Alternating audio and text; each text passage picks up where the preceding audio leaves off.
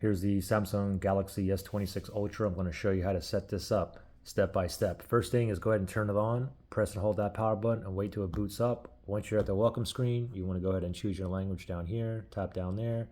Choose your language. I'm good with English, and I'm going to tap on Start. For your review, go ahead and read through these.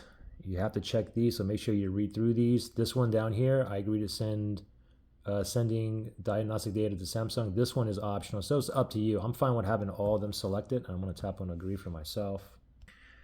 Now it says you can easily set up with another device, sign in automatically and copy settings, accounts, and more with another device or tablet. Keep your phone or tablet nearby and unlocked.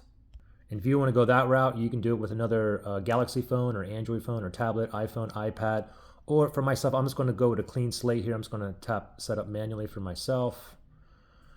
Go ahead and choose a Wi-Fi network. You can skip that now, but I'm going to go ahead and find my now. There might be a software update. Let me put in my Wi-Fi password and then tap on connect. Connect to a mobile network. Now here you can go ahead and insert a physical SIM card, or you can go ahead and do the eSIM, or for myself, I like to finish all the setup first, and then after the setup, then I'll do the insert a physical SIM or the eSIM. For this video here, or for this phone at the end of the setup, then I'll make another video on how to insert the SIM card. Okay, so for now, I'm just going to go ahead and skip this. Copy apps and data. You can choose to transfer your apps, photos, contacts, Google account, basically your Gmail and more. If you want to do that, you can tap on next, or you can do it later. For me, I'm just going to go ahead and don't copy, and I'll just do that later. Your Google sign in, basically your Gmail, you can sign in now or sign in later. For me, I'm just going to do it later. I'll skip it for myself for now. Protect your phone basically with a password. Okay, you can do Face ID, fingerprint, and PIN password. You can do Face ID, fingerprints, and the regular password. You can do all three of those, okay? But for myself, for this video, I'm just going to do two of them. I'm going to do the fingerprints, but it's going to ask me to first put a PIN, password, or pattern in just in case if my fingerprints don't work. So for myself, I'm just going to tap on PIN. Now I have to choose like a PIN passcode. So I just put it in, and this is check confirm without tapping, okay? So I'm going to tap on continue. And I have to input it one more time, and I'll tap on OK. Pin set as screen lock. I'm going to tap on done. So here's the fingerprints now, and I'm going to go ahead. You can skip it, but for myself, I'm going to continue. We're going to go ahead and do this right now, and I'm going to tap on register.